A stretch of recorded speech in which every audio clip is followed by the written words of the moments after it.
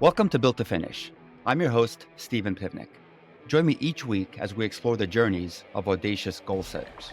This includes experienced founders, CEOs, and entrepreneurs sharing pivotal moments that propel their success. We'll also be talking with endurance athletes who push the limits of physical and mental ability. This show is brought to you by Accresis, offering tailored, high-impact advisory services to help founders get to their finish line with a strategic acquisition or majority investor recapitalization.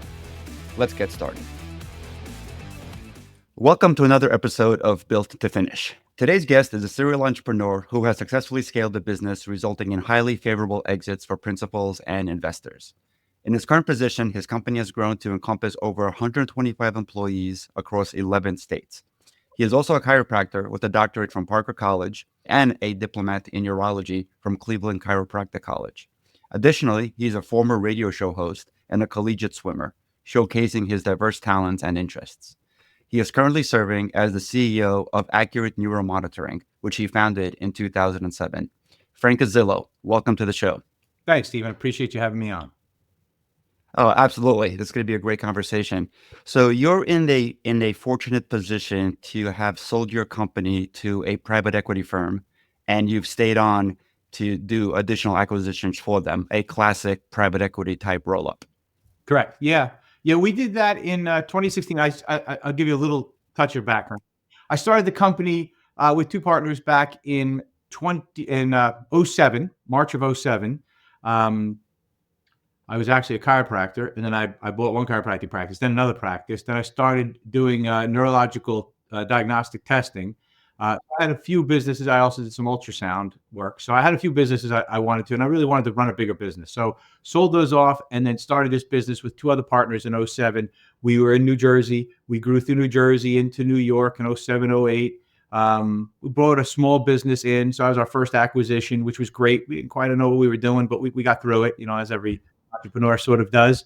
And then the business got big enough where I thought we should take some chips off the table. So I said, take a few chips off, let's get an equity investor involved, and went through that process. And I'm sure you know as well, it's a long process, right? So it's the SIMs and management presentations and meetings, and process went on, but it worked out very well. We met a great equity partner, Housatonic Partners, who've been phenomenal for us. And they invested into the business in 2016. They took a majority share. And the great part about finding the right equity partner is they let us run the business the way we ran the business, successfully with growth, and they supported us very well. Business grew from then to now, was probably 50 employees to now. We're actually about almost 200 employees, and in 12 now that we just did an acquisition recently, so now we're about 12 different states, and we have quadrupled in revenue since the equity partners came in. So they're happy, I'm happy. It's a great relationship for both of us, and it's just been a good working conversation with them. So from the very beginning of your sales process, you knew that you wanted to sell to a private equity firm. You didn't even consider going to a strategic for an acquisition? No, I wouldn't say that. So when we were smaller, we thought about a strategic, and then we thought, is that the best exit for us? So in the development of, I'll put just me personally, in development of my skill set personally, I was had some businesses. I wasn't necessarily the quintessential business school master who understood business school and understood business, right? I went for healthcare. But learning a lot from many mentors I've had, which is the key to this, but many mentors I've had, learning a lot, I thought, I got a skill set here I'm developing, and I'd like to keep running with it. So I got away from strategic and into private equity because I thought we'd built an engine that I'd like to, built a nice car that I want to drive around for a while. We made this work. I've got this skill. I think we can build it. I think we can do more. I think we can continue to provide great service, and more importantly, provide great opportunity for all the employees. That was one of our key tenets when we started. So I wanted to make sure I drove that forward. And so I thought, I'm a better served myself, plus the company, if I stay involved. That was the private equity route for me. No, it sounds like it was a great move. So there's a belief out there that when a founder sells to a private equity firm to become a platform company for additional roll-ups and acquisitions, that he or she is not going to be around much longer because private equity firms always have their own playbooks, their own teams, and they want to put in the quote unquote, professional CEO. So it sounds like that didn't happen with you, and you're still having a great experience with them. Yeah, no, absolutely. That did not happen with us. You have to. So I knew I wanted to stay. And some of the things that connected with me when I talked to the private equity firm, they even said at one point, and this may just be a spiel, they say, but they said, you run businesses. We own businesses. We don't want to run a business. If we want to run a business, we would. We want you to run the business and for it to be mutual beneficial for both of us. But we're not going to interfere. Now, there are certain things that they push in certain directions. And a lot of it's also helpful, like banking, right? Finance management, um, deploying capital, things like that. Executive team management, how to strategically place that, things like that. They have help with, but other than that, they don't get involved at all. At all, they're more just governance. So they came into the company 8 years ago, and I'm still CEO. They liked me staying here, and I've enjoyed it. Well, sounds like you found a great partner in them. How many were at the table when you were going through your sales process? Mm. So we had an investment banker, hired an investment banker to work with us. Um, Capstone Partners was the name of them. They were a great group to work with. They reached out to or identified 120 strategic and private equity groups. Then they pared it down to maybe 40 that they put a teaser out to. And then we got indications of interest from about 10. And we met with all 10, did management presentations, 4-hour management presentations with all 10. From that, we've got LOIs from 3, and then narrowed it down to negotiated and discussed. And those 3, one was a strategic and 2 were private equity. And I kind of was leaning towards a private equity anyway, but wanted to keep everyone in play. And so narrowed it down to the final one. Great. So before actually going out to the market, was there anything that was recommended by the investment banking firm or things that you identified by yourselves that you needed to do to your company in order to optimize the actual transaction? Yeah. So as the investment banker said, we got to pretty this up a little bit, and there was some truth to it. There was process and procedure, documented process and procedure on a lot of different platforms. Things they would ask, and I would just tell them, and they'd say, "All right, can we write this down? Can we document this? Can we memorialize this so when we go to show this to people, it's clear?" Probably the biggest thing, though, would be the accounting system. That was at the time we were using QuickBooks and still did afterwards, which is fine. But the chart of accounts was a little messy. The accountant we had was not really cutting it. We went to a different accountant, a bigger accounting firm, and they really helped us clean up our books, because you really, not to do anything to them necessarily, just to make sure they present well. There's a certain way, if I was to say to you, and now you've gone through the process, so you get this, right? So there's a certain way that private equity groups look at a company, and they want to see it that way. And investment bankers and other people know how to present it that way. Where I could have looked at my financials and I would understand what I was looking at, someone might not, or it might take a lot of explanation for them to understand. So just put it in a digestible way that a equity firm could understand and that they are typically used to seeing, was key. No, that makes a lot of sense. I actually ran across a company a couple of months ago. Their financial statements consisted of, this is a $50 million company, 50. Their financial statements consisted of cash in and cash out, Wow. period. All the owner cared about was he making more money than he was spending? And he didn't care about anything else. So you can just imagine Yeah. the amount of cleanup that the investment banking firm needed to do in order to get that Yeah, no, proper. there's some genius in that simplicity, by the way, because starting as a small business, it is cash in, cash out, right? And that's all that really matters at the end of the day. However, they're going to want to see financial statements. They're going to see gross margins. They're going to want to see EBITDA. They're going to want to see customer list. They're going to see, how long those customers have been with you. So in the world we're in today, and this was different 17 years ago, even more so now, data. How do you manage your data? How do you handle your data? Report data to me on how many clients you have, top 10, how many vendors, how many employees have stayed, what's your employee churn like. Those kind of statistics they're gonna want to see. But yeah, sometimes you get back to just where's the cash on this thing? It's just a cash flow. So I get that, but if you're looking to sell to a private equity firm, that is not the way to go.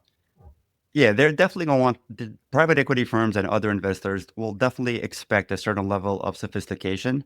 And when they see it, it raises their perception of the organization and of the leadership team. So it's really important to have your ducks in a row from that The perspective. last acquisition we did, they had a relatively sophisticated, at least they used an outsourced company to create compiled, they weren't audited, but they had compiled monthly financials. That was helpful. The one before that, I was getting PDFs of bank statements. They were a smaller company. So a private equity firm, and even one before that was relatively large. I mean, I don't know, 4 million on the top line. So not big, but not some kind of just startup, rinky dink. Okay, so not mom and pop. Not quite mom and pop, and had been around for a number of years. So he didn't really manage it that way. And so he could have been a lot better, but he didn't, right? So I had to manage that. An equity firm wants nothing to do with that. They're going to want to see some financial package that they are used to seeing, for sure. Agreed. Totally agreed. So when you did your deal, what were some of the surprises, if any, that came up during due diligence, which potentially could have sidelined the deal? So I would say that probably the biggest surprise was the way they handled revenue, the way we adjusted for revenue. So, and that's really the top line, right? So it depends on your business. Our business, the revenues aren't always set. We're not a fee scheduled set. Because we're healthcare, like a lot of doctors, it kind of floats, right? So we have to sort out. So the methodology we use to create our revenue, to say this is what we think we'll get for each case, that sort of changes, and we had a pretty tight way of doing it. But then there was a tail, like this money would come in over time, and they would like want to cut that off. I'm like, but the money's good. But classic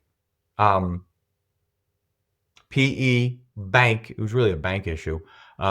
Sponsors want to see 30, 60, 90 collection days. I'm like, that just doesn't exist in our world. They understood a little bit, but not as long as it took. And so explaining that to them, something that you get very comfortable with, needs to be able to be explained very simply to a private equity firm. And you go, well, I've been doing this for years. I know that. Yes, but they won't, and they'll want to see that. That was a thing that could have taken this sideways. And we just negotiate. What we did is then we just built structure around it, right? So we said, well, let's do an earn-out provision on certain pieces, and that's what we did. But I'll tell you though, using an investment banker was helpful, because they took a lot of the guesswork out of it, because they said, look, this is what they're going to look for, and this is how we have to make this look, right? They were very helpful. Yeah, I couldn't agree more. I have found in my travels that many founder entrepreneurs are sometimes penny wise and pound foolish when it comes to investment banking firms. Yeah. Because their fee is expensive, but they more than double that or triple it, right, in the value that they're going to get for your company. Yeah. So I'm assuming you had a positive experience. Correct. So there's a couple of things. One is they could increase the value. That's one. You're really not going to get taken advantage of on, boy, you really could have got a lot more than that. I mean, maybe a little bit more if you go a little low, but usually you make more than you would have with an investment banker. So there's a makeup. Plus the assurance to close. You're going through this process. You want it to end successfully. So they are aligned with that. And so they want this to close. You want it to close. They understand who they're going to. Did you use an investment banker when you did yours? I did. We actually went through a long process. We interviewed, I think we started with 4. We had them, do their dog and pony show, to us.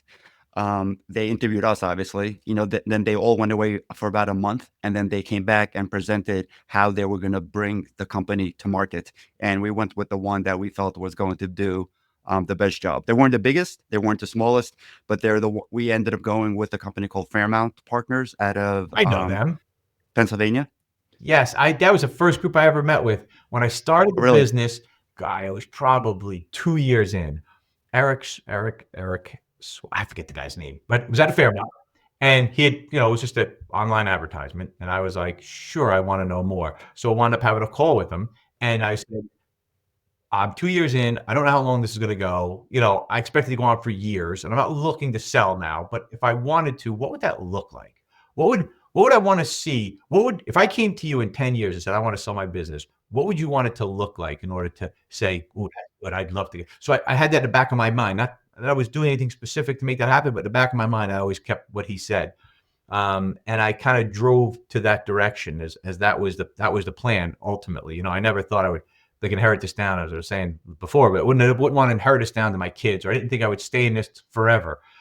It was a great business I could build, and it'd be a phenomenal business. But at some point, it's gonna outgrow me, or I'll outgrow it, or I'll move on and build a great business that I hope people really appreciate, and then move out. And the way to do that is to exit. And the way to exit is sell. And to sell, investment bankers seemed like a great idea. So I thought, let me talk to them. So I had a nice conversation. It was he's looking to make a list of people that he has as in his Rolodex of people he wants to take later on, as he builds his pipeline of who he's going to sell. So it was a nice conversation for him to have, and it didn't work out, but he was willing to give some time if anyone was interested. That was a good guy. So No, I mean, I think I speak very highly of them because they definitely invested a lot of time in working with us for free for a couple of years, prior to actually us starting the process.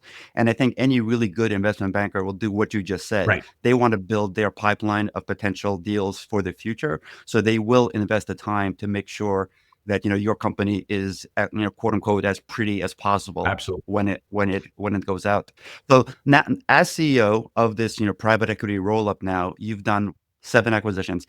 Have any fallen apart in due diligence? Have you got to the point where you were in due diligence and a deal didn't occur? What were some of the reasons that they fell apart? I would say the one that really comes to mind, the gentleman just wasn't upfront with us on how he managed the business. He was doing something that he thought was fine, but in reality, in a billing world, was, I won't say illegal, but he was doing it incorrectly. A little gray. It was certainly in the gray area, right? And too gray for me. Um, and so he hadn't told me that properly. I mean, I was out on the West Coast talking with this guy for 2 days, and finally this came up, and I said, "What do you do with this?" And he said, "No, no, it's okay." I said, "Well, you told me it was that way." And he said, "No, it's okay, don't worry." And I grabbed my partner out of the room. I said, "Let's go." Grab your bag, we're leaving. And flew back. We had a great breakfast, a delicious skillet breakfast. That was about all we got out of that trip out west. So that was a long time. Okay, so you got a good meal, but no deal. That was it. Good meal. No deals. It's not a good way to go. So that was one. Another one was, I think, um, if I was to say the most important piece to ask anybody, and I think and I've had only 1 or 2 deals break this way, is the seller owner is not um, completely honest with himself and us with what he wants to do. I'm kicking tires. I just want to check this out. Sounds good to me. Let's have a nice conversation. And I'm building my pipeline. So maybe in a year or 2 years or 4 years, that guy comes into play. Let's keep a conversation going. I'm happy to do that. But be honest with me. He was, they weren't completely honest. This guy wanted to stay in and was kind of like, well, if I get a good price, well, no, you're really going to have a hard time getting a good price if you're not fully committed to selling. And that is my first, second, and third question is, why do you want to sell? Because if you can't convince me you want to sell, I'm not bothering going through the process with you. Unless you're upfront and say, look, I really want to sell, but I want to have a conversation. Great. Then I'm up for that. But if you said, I don't know, and you don't convince me that you want to sell, then to spend the money and the lawyers and the accountants and the diligence and the time effort and all that effort into, I didn't really want to sell. I mean, the one guy wanted like probably 3 times what his company was worth, literally. And I Oh was boy. like, I said, look, So totally unrealistic from a valuation perspective. correct. And I said, look, why don't you just tell me up front what you're looking for? And this is what happens if you if he was with a bank, with an investment banker, they would have said, let's put a price out, let's put a teaser. We have an EBITDA of this. We think it's going to sell around there. Are you interested in a range, right? And if you told me that range, I would have said, you're crazy. Why do you think you're worth that? I mean, I'll buy it, but you got to become a bigger business. Go away for 5 years, come back, and we're game. So he wanted that much money because he wanted to retire. I said, we all want to retire, but you have to have a business worth that value. So those are the biggest. The biggest thing that only happened once with that issue out west. Other than that, the other two were just that the seller had poor expectations or understanding of what he really wanted. Okay. Yeah, I mean, had he had an investment banking firm representing him, he definitely would have had a different outcome. They would have never gotten to me, right? They would have ferreted that out and they would have said, why don't you keep running this business and we'll sell it in a year or two. Obviously, from a seller's perspective, it benefited you tremendously, as it does many founders, to have an investment banking firm representing you. Now, flip roles. Now that you're on the buy side of these deals, how many of the transactions that you completed had investment bankers representing them? Only one. Only one, really? Yeah. One, they should have. A few, well, and one did. One had a lawyer, a good law firm that really helped them out along the way. And they weren't that huge, but they were okay. And the others were kind of smaller, so I just dealt with them. Probably most Was would have benefited by having an investment banker. so. So I guess from a buyer's perspective, what benefit, if any, does it bring to the buyer that having the acquisition target represented by an investment banking firm? Advantage for me, for the buyer, if the seller is represented by an investment banker firm. Then I really enjoy that because it just cleans everything. I know data's coming over clean. I know there's going to be financials that I can look at. I know there's going to be some statistics on how the company operates from a COGS, what's the costs. The OpEx will be pretty lined up, and then there'll be business analytics on cases, on units sold and volumes and growth and potential acquisitions and potential growth areas. That will be spelled out. They will put that together. It'll be the package that I could just look at in a deck and go, got it, I understand the company. Whereas if not, I have to go hunt for it. And then it's funny because then sellers oftentimes don't want to give you that information. Well, I don't want to give you this. I'm like, but how am I buying your company? You have to, as they say, open a kimono at some point. You got to show me and say, or else I can't buy the company. So we played this cat and mouse game for a little while of, well, okay, I'll give you that, but not okay, I'll give you that. And then where they should redact everything, a lot of times you have to get comfortable, they don't. So Interesting. they're very emotionally attached, whereas a banker is not. And then a buyer has an upper hand at that point. Yep, agreed. So when you do integration planning with these acquisitions, obviously you were in a great position because you were the platform for this roll up for the private equity firm, and now you're acquiring bolt-on acquisitions. Right. What happens to the CEO in most cases? So one time the guy came over, assumed a sale. So a lot of times this as a CEO is going to be a sales position, right? Smaller companies, one of the big things, you got to sell what you do. So a small company CEO oftentimes is a salesperson.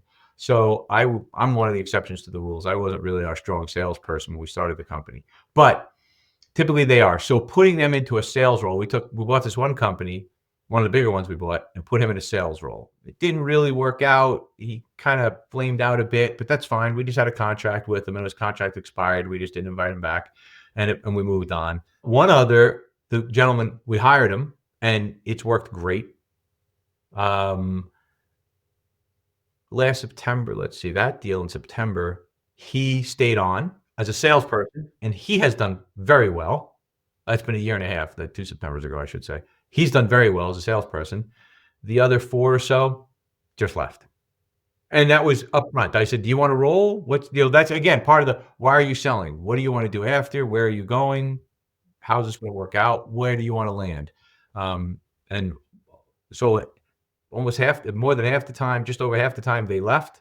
And some of them we've taken on, and 2 of them successfully, and 1 we tried out, he didn't work out. So sounds like a common theme here is transparency, right? The founder really needs to be as transparent as possible. A, about why they're selling. B, what they want to do going forward, if anything. And C, completely transparent, with their books, so that there's no surprises at the end. Oh, 100%. And I think once you're transparent with yourself and say, I want to sell, the rest of it gets a lot easier. Right? If you're gonna, if you're gonna jump, you're going both feet, right? So here's the financials, here's the data. I prepared everything for you. Here it all is. Because you're not going to go through, no buyer is going to go through the process without getting all the data. So if you're kind of dipping your toe in and you're not really giving them everything, and it shows you're not committed, they're not going to be interested. And then you're not going to be able to get a deal done. Nope, I get it. I totally get it. Sometimes it's difficult for founders to not be in charge, right? And so, in your experience, the founders that have stayed on in different roles, how have they accepted those types of positions, being less than the man in charge? Yeah, so it's a good question. One guy kind of wanted to be in charge, and then it wasn't going to work, and that's the one who left. So you're poor. It doesn't work. Then bunch of people left, so that was consistent with what they want. The other two, I pushed a lot and delayed the purchase of the business because I really wanted to understand what they wanted. I'm like, you're going from running the business to now working. I mean, technically, I work for someone too, right? I work for the board, and I could be replaced. But you're not going to be the CEO making all the decisions. But what I found out was, and I had to kind of pull this out of the one person. What do you want? What he liked to do was start the business and go get more business. But there are people that worked for him. They needed PTO. There was health insurance. These people needed a handbook. These people needed days off. These people needed, there were supplies to buy. There was, there's accounting to handle. There were legal issues he had to work through. And he's like, I don't want to do all that. I know I have to do that, but I love to go sell. So he started his business. And I said, you're really a salesperson. You should stay a salesperson, but you're a salesperson that has the role of CEO.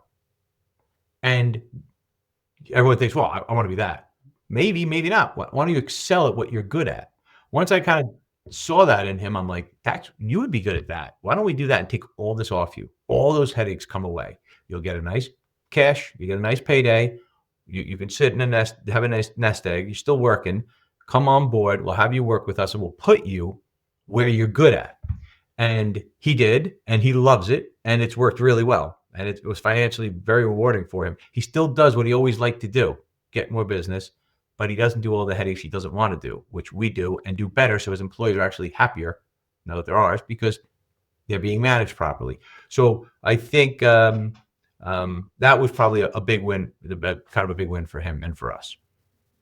No, that makes a lot of sense, because a lot of CEOs become a victim of their own success. The company grows and they realize that what, being in that CEO role is really not the best for their skill set, or their skill sets are better suited for other roles within the company, and that definitely occurs. Yeah, and so it's right. Michael's Gerber's book, The E-Myth, right? So in summary, I always say, just because you make pizza, you're good at making pizza, doesn't mean you should own a pizza store. It means you should make pizza, right? And people who make pizza typically own the store. So you get kind of caught in that, but maybe someone else should run the business and you make the pizza, unless you happen to be a person who can do that and own a business, and that's unique. And there are people like that. But if not, don't think just because I'm good at the skill, I should own the business that does that skill. Owning a business is different than the skill it takes that you operate with. So just people have to be honest with themselves, I think. Yep, agreed. So any last pieces of advice for founders that are looking to potentially be in your shoes in terms of becoming a platform for a private equity investor? Yeah, I would say some of the best compliments or nicest compliments I got, which seem to carry some weight, I've heard a few times, is, man, you really know your whole business, like all the pieces. So don't think sales is not my strong point, but I get very involved. I probably spend more time in sales than anything because it's my weakest spot. So it doesn't come so naturally to me. So I spend a lot of time in the sales team, understanding sales, integrating sales. Operations came very easy to me, and I have a strong person who manages our operations, and I can manage that sort of from afar, so I can handle that. But certain pieces that I was weaker at, recognize your weaknesses, take those certain weaknesses, and really get to understand those. The rest of the business you'll know, and finances was always easy for me. So really know your business inside and out, because when you're up there, you're going to bring in people that, to say, well, this person does that and that person does that. But ultimately, they look back to the CEO or the owner of the business and they say, what's the answer here? Do you understand what's going on here? How do we manage this? You really have to really know your business inside and out. And I just can't tell you enough about that, the financials. I mean, that's just a big thing. At the end of the day, there's a great story, and it's kind of the knock on the PE guys. They just care about the money. Maybe, I don't know, but you better have it explained. I don't think it was all about the money in my experience, but the money has to be able to be explained. So having the last piece of advice would be financials in order. And then if you're as an owner, really understand the business, really understand all the pieces of it. No, that's great advice. Know your business and know your numbers cold in order to maximize the outcome for everybody, I'm right? sure you did, right? You went through this process and building a business from the ground up. You had to know all that stuff. And it's not like I had to learn it. Just stay involved from the beginning and just keep it constantly learning it. No, you bring up a really good point. You just reminded me of something, and this happened years before the actual transaction. And I don't mean to pat myself on the back, but the compliment I received from the CFO and CEO of the company that was, knocking on our door for a potential acquisition, they're like, we've never met a CEO that understood their business in left, right, and center, inside and out, from every single, financial perspective, like you just explained yours to us. I'm like, oh, I thought everybody did that, but obviously not. No, that's why you get to have a podcast. See? So speaking of podcasts, this is a perfect segue. So you were the host of a radio show, which I guess was a precursor to podcasts. Mm-hmm. So tell us about that a little bit. So this is back in college, WUSR out of University of Scranton, where I went to undergraduate school. Me and a friend of mine, he did stand-up comedy, but like as a side gig in college, right? And we would get together and we would just make people laugh. We were just funny, and we would kind of just off each other a bunch, and I'd set stuff up, and he's just so funny. His timing is perfect, and he just has a great wit about him. And we'd run into each other at a party, and next thing I know, we'd be holding court for like an hour, and everyone would be sitting there. It'd be funny. It was just a good time. So him in that field and that idea was in marketing, and said, we should do a radio show. And I'm like, I don't even know I'm a bio major. I don't even know what you're talking about. Sure, right? It'd be fun. So we had a radio show for 2.5 years. I had an FCC license and whatever. Really? Yeah. We were on the radio. Is Anybody Out There was the name of our show. We were on later, and then we got moved earlier, and we did this show in college for some period of time. It was a lot of fun. It was enjoyable. Wow. So how long was the show? Was it like an hour long? Yeah. Well, it started with 2 hours, like at midnight, and then we were an hour-long show, kind of like midday. Interesting. Sounds like you had a lot of fun doing that. Oh, it was a blast. Yeah, I still stay in touch with him. He's a cool guy. Awesome. So you were also a swimmer in college. Was it a D1 school? No. We're a D3 school, but I did pretty well. I still held a couple records. I was a butterflyer and a freestyler. I swam. I was mostly a sprinter, 50 free, 100 free, 100 fly. I swam since I was 5 years old, right through college. That's amazing. I was on a relay team that we swam around Manhattan as well. Oh, I think you told me this when we spoke once, because I actually had that on the bucket list. I think the race is called like the 22 bridge race or something like that, because that's how many bridges. Oh, yeah, this was years ago when I did it. Yeah. Okay. Yeah, it's definitely it's on the bucket list. I want to do it though. I'm considering doing it one day, but that's a long swim. That's like a 22-mile swim. Yeah, it's a long swim. Yeah. Yeah, my daughter's friend was she got a full ride to a D1 school through swimming, and I remember her telling me the schedule was just insane, just the amount of training that they needed to go through. I was exhausted just listening to what she had to go through on a daily and weekly basis. Yeah, we were a D3 school. It was fun. We had some good swimmers there. We had two nationally ranked swimmers, and we were an hour and a half in the morning, only 3 days a week, and then 2 hours in the afternoon. But we were doing 10,000 yards a day. I mean, it was a lot of like 5 miles of swimming a day. 10,000 yards a day of practice. Mhm. Mhm. Wow. Yeah. I get in 2 to 3,000 yards when I practice when I'm training for a race. I'll typically go 2 or 3 days a week, and I'll get in like 2 to 3,000, and I'm exhausted after that. Oh, ring out, that'd be enough for me. I tell you, I haven't swam in a while. That would be plenty. Well, Frank, you provided listeners with some great advice, both from a selling perspective and both from an acquiring perspective, because you have had the opportunity to do both in your career. If anybody has any questions for you, what is the best way for them to reach you? Sure. They could email me directly at Frank G at accurate.iom.com. Frank G, accurate.iom.com. Perfect. We'll put that in the show notes. Frank, thank you so much for being a guest here today. I think you've shared a lot of great advice to the audience. Thank you. Excellent. Thank you, Stephen. Enjoyed it. Thank you, everybody, again for listening to another episode of Built to Finish. If you've enjoyed this episode, please like and subscribe. If you think any of the information shared today would be beneficial to somebody, please do forward this episode to them. Thank you very much for tuning in. That's a wrap for this episode of Built to Finish. Thank you for tuning in. For show notes and more details, head over to podcast.stephenpivnik.com. Special thank you to our sponsor, Accresis, offering tailored, high-impact advisory services that help founders get to their finish line with a strategic acquisition or majority investor recapitalization. Catch you next week.